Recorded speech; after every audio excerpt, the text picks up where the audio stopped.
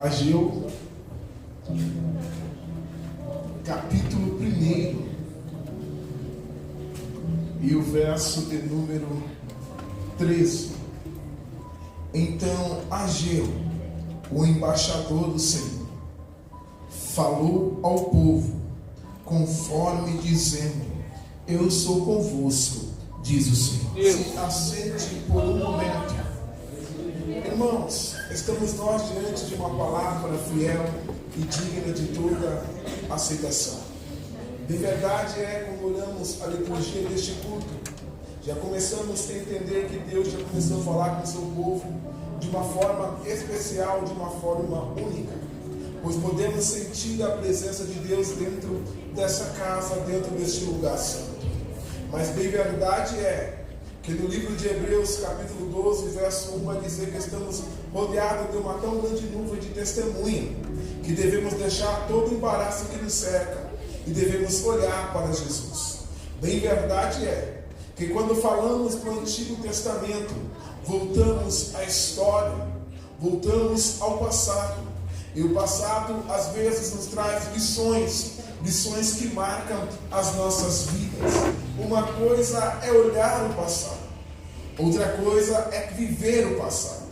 Pois uma vez que eu entendo que as coisas velhas se passaram e tudo se fez novo, então eu não posso ficar preso ao meu passado, pois quem olha o passado não vai prosseguir à frente, não vai conseguir vencer, porque se torna prisioneiro das coisas que passaram. Mas eu tenho que olhar o passado e tenho que tirar aprendizado para mim poder caminhar, para mim poder prosseguir.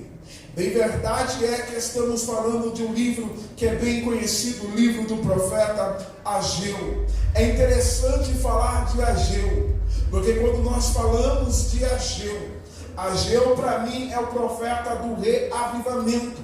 Por que o profeta do reavivamento? Ageu é o profeta que Deus levanta em uma época difícil. É a primeira voz profética depois do cativeiro. Não tem como olhar o livro de Ageu e não tem como falar do cativeiro. Não tem como falar do cativeiro e não tem como falar de Jeremias. Não tem como falar de Jeremias e não tem como falar da situação real da nação de Israel. Bem verdade que quando Deus levanta Jeremias com uma voz profética, ainda moço, vivendo o seu ministério, vivendo a sua juventude. Bem verdade que a mensagem de Jeremias é uma mensagem simples, única e objetiva.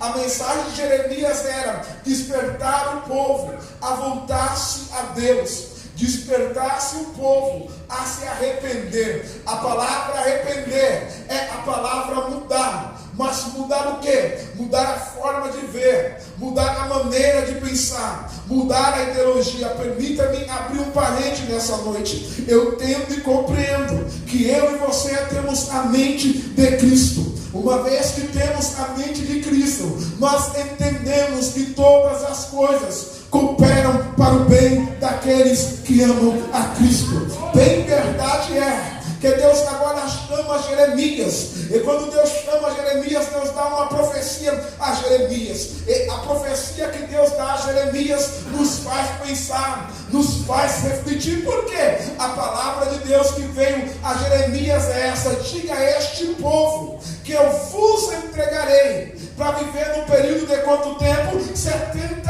anos aprisionado ao cativeiro. Mas permita-me abrir um parênteses aqui. Se pararmos para pensar na profecia, se pararmos para analisar a profecia, nos assustamos. Por quê? Deus usaria uma nação santa, uma nação ímpia, para corrigir uma nação santa. Em outras palavras, cai no questionamento: por que Deus permite que o justo sofra? Por que Deus permite que o justo padeça? Por que Deus permite que o mal venha sobre nós? Não tem como olhar para esta profecia e não tem como pensar, não tem como analisar. Sabe por quê? Deus é Pai. E como um pai, ele sabe tocar no filho. O pai sabe chamar a atenção do filho. Ou seja, o pai não quer perder o filho. Deus levanta coração. Deus levanta assim, Deus levanta com a voz profética. Nabucodonosor vem, ele entra, ele destrói, ele acaba, ele bagunça, leva cativo. Só que me dá uma esperança. Qual é a esperança? É a voz de Deus vindo para Jeremias. Quando está vindo o cativeiro, quando as nações estão sendo invadidas, Deus fala a Jeremias: Jeremias, se levanta e vá comprar um terreno. Aí eu lhe pergunto: quem quer comprar um terreno no país que está em guerra, no país que está em destruição? Jeremias, ele olha para Deus, ele quer questionar a Deus. Deus olha: Jeremias, tu não entende, o meu povo vai a cativeiro, mas o meu povo vai voltar, e quando ele voltar, tem um lugar de repouso. Sabe o que eu aprendo aqui? Não se preocupe, porque Deus está no controle da tua vida. Deus está no controle. A outra verdade é aqui, que eles estão debaixo de uma palavra.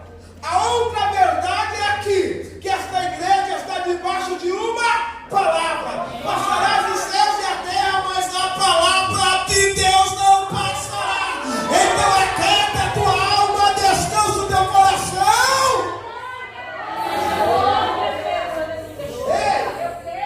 Deus tem os seus caminhos e as suas formas de trabalhar. O mesmo Isaías vai dizer que não é o meu pensamento, o pensamento de Deus, e nem os meus caminhos, os caminhos de Deus. Só que tem um porém, sabe qual é o bom? Que o pensamento de Deus ao meu respeito, ao seu respeito, é pensamento do quê? De bem.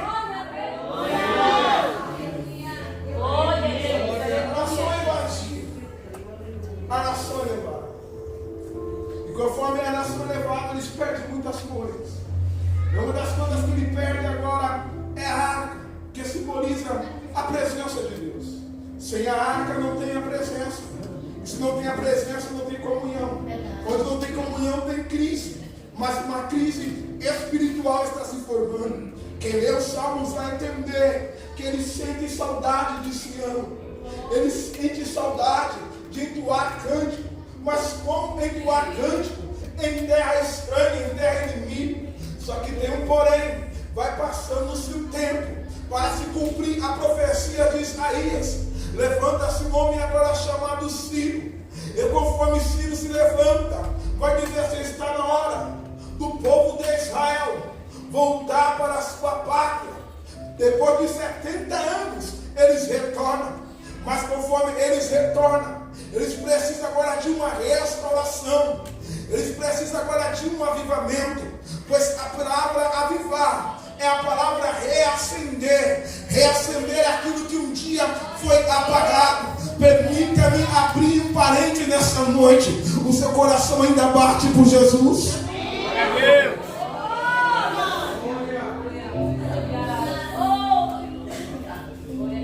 Deus tem as suas maneiras. Deus tem os seus modos de agir. Deus tem as suas maneiras de trabalhar. Passa-se o tempo. Deus agora levanta o profeta Ageu, a qual não sabemos a sua origem, a qual não sabemos de onde ele veio.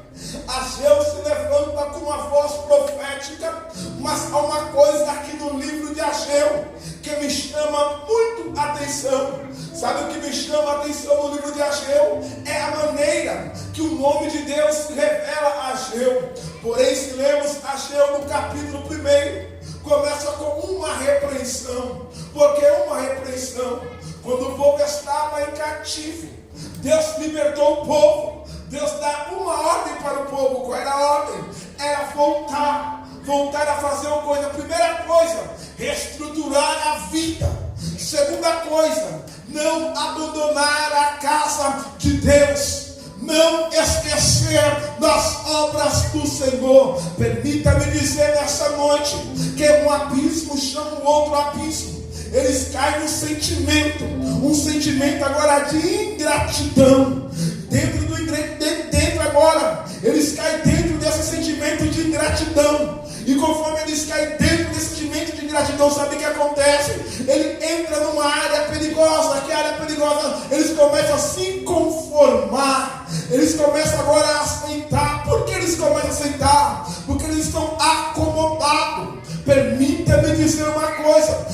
acomodismo espiritual é um perigo para a minha vida, é um perigo para a sua vida. Permita-me dizer, quando a pessoa se acomoda, ela não ora, ela não jejua, ela não frequenta a igreja, sabe o que ela faz? Ela cruza os braços e tudo está normal. Não está normal, não. O vento está soprando, ele está relaxado, ele está igual Jonas dentro do barco, o barco está afundando, está dormindo. Está na hora de sair dessa zona de acômodo. Deus não te chamou para ser acomodado, não. Deus te chamou para erguer a cabeça, para batalhar, para ir para frente.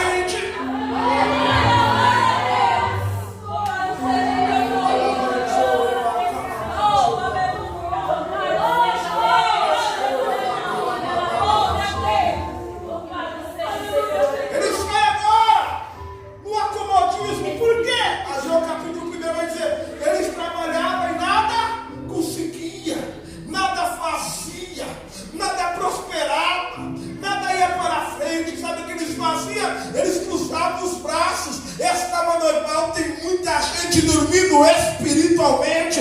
A casa está se acabando, a família está destruindo,